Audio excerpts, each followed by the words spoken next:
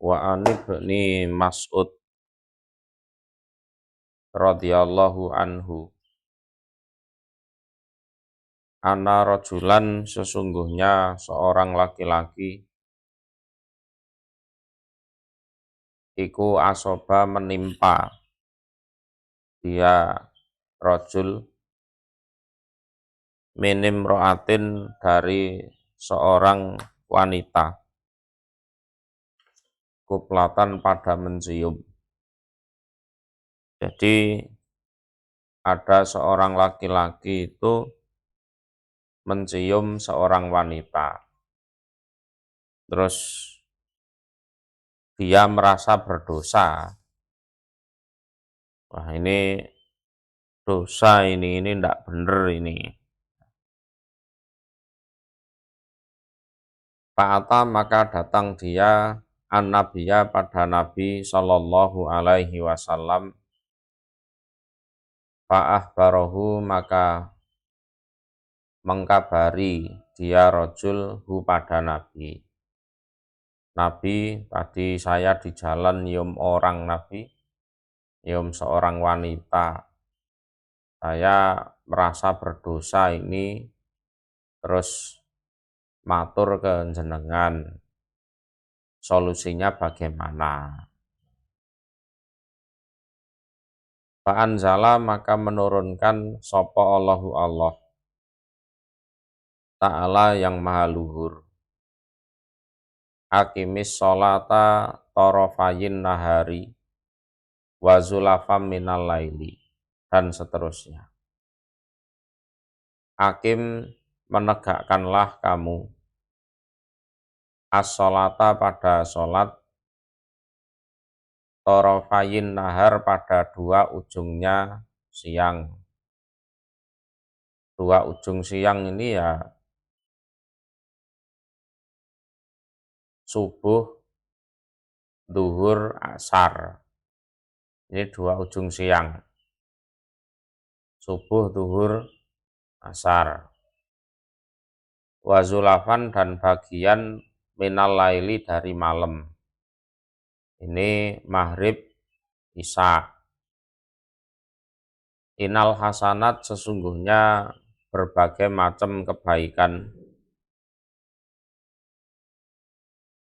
Iku yudhibna bisa menghilangkan opo hasanat as-sayyi'at pada berbagai macam kejelekan. Faqala maka berkata sopo ar-rajulu laki-laki tersebut.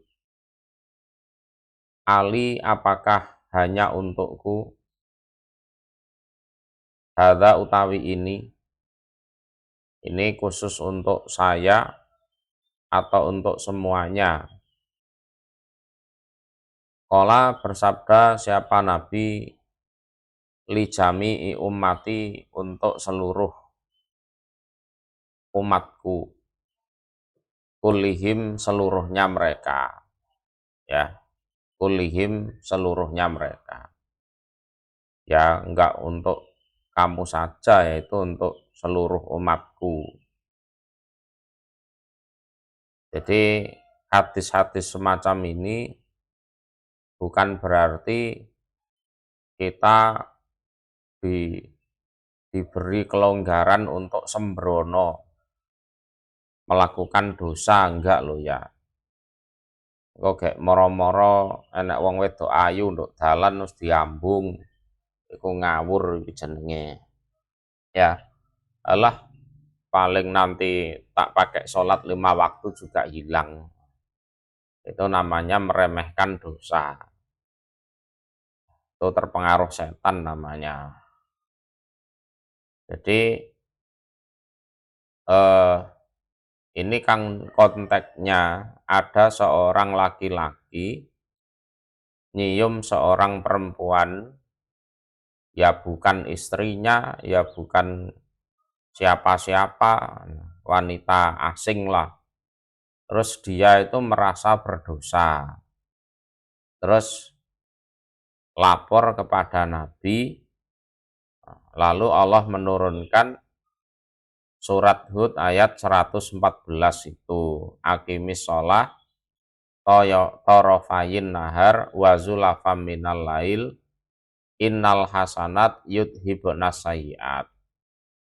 Sesungguhnya kebaikan, yaitu sholat 5 waktu, itu bisa menghilangkan sayyiat. Sayyiat ini dosa-dosa kecil, ya, bukan dosa besar. Kalau dosa besar ya itu nanti ada hitungannya sendiri. Nah, terus si laki-laki tersebut ya merasa seneng. Jadi alhamdulillah jalan keluarku dari dosa itu semudah ini gitu loh. Semudah ini. Dia mengatakan apakah ini khusus untuk saya atau gimana Nabi. Lalu Nabi bilang li jami'i ummati kullihim. Bagi seluruh umatku ya seluruhnya mereka. Nah, ini kalau orang memang dasarnya durhaka, wah kena hadis ini terus disalahpahami. Ya bukan disalahpahami sih, ya memang sengaja untuk menyalahpahami. Wah nek wong wedok ayu ning dalan diambungi ngono. Ya, ini enggak seperti itu.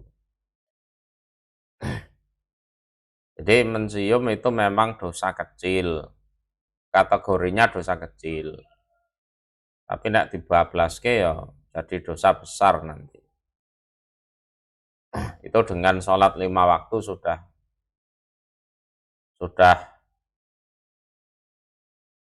terhapus dosanya.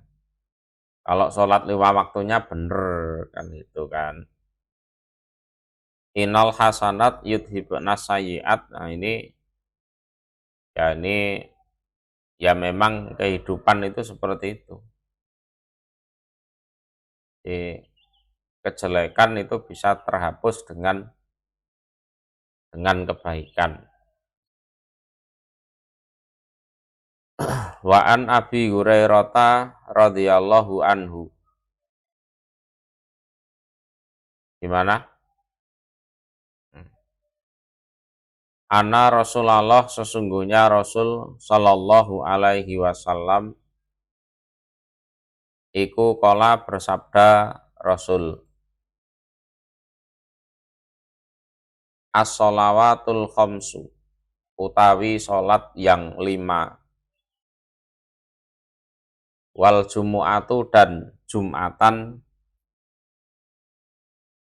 ilal jumu'ati sampai Jumatan berikutnya.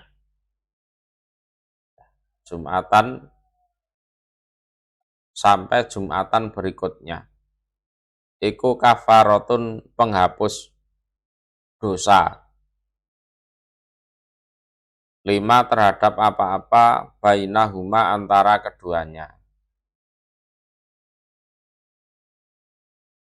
Malam tuksa, selagi tidak, tuksa itu kan ditutupkan, artinya ya dilakukan atau dikerjakan opo al-kabairu, dosa-dosa besar.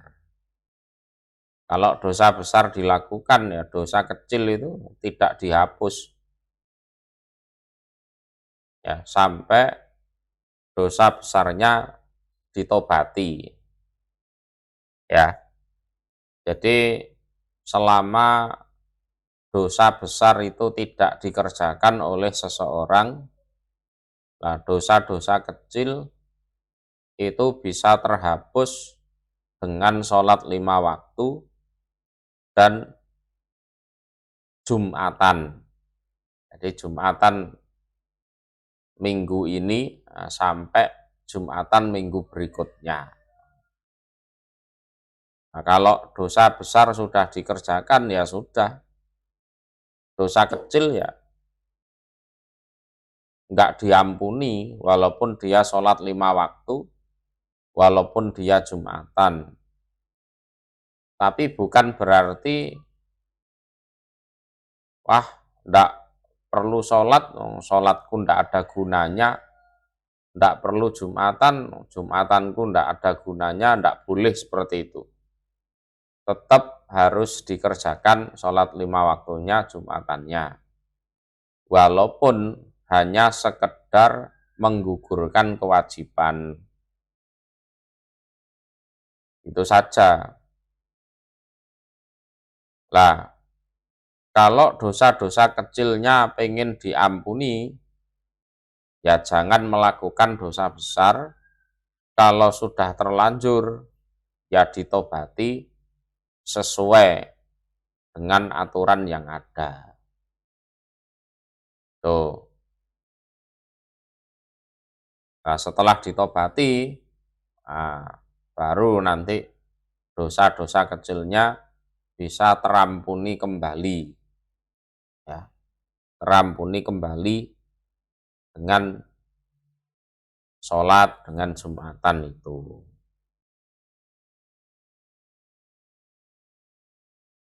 Wa an Utsman bin Affan radhiyallahu anhu.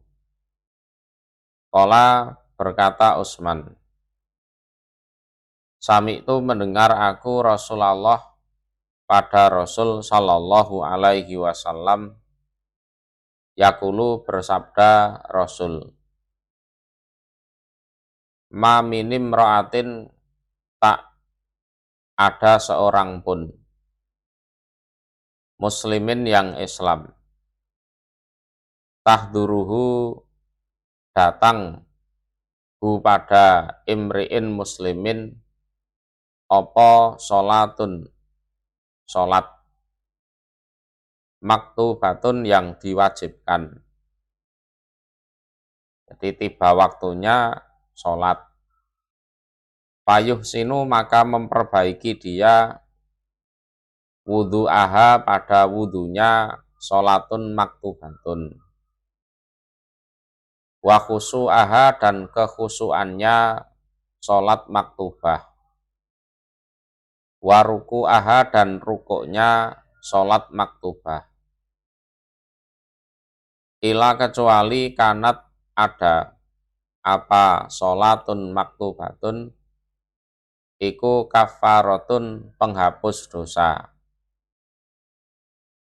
5 pada apa-apa qablaha sebelumnya sholat bayane ma minad dunub dari dosa kecil ya. Malam tukta selagi tidak didatangi opo kabiratun dosa besar. Nah, ini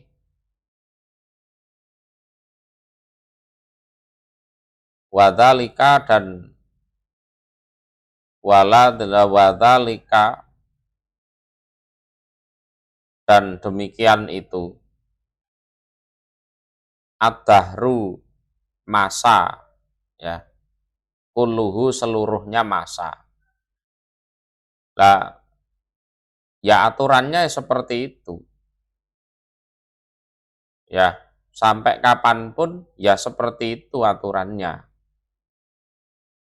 Jadi selama dosa besar tidak dilakukan, dosa kecil itu diampuni dengan memperbaiki wudhu, sholatnya ya khusyuk, rukuknya ya sempurna, nah itu diampuni semuanya itu. Nah, kalau dosa besar sudah dilakukan ya nggak bisa dosa kecil terus diampuni dengan sholat, kecuali dosa besarnya ditobati dulu.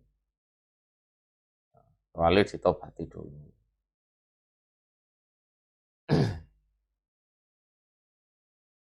Ya perkara kafarohnya dosa-dosa besar itu sebagian tidak bisa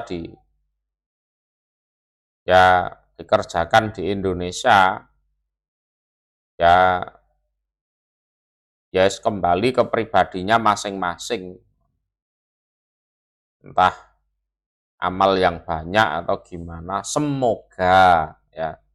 semoga dosanya diampuni.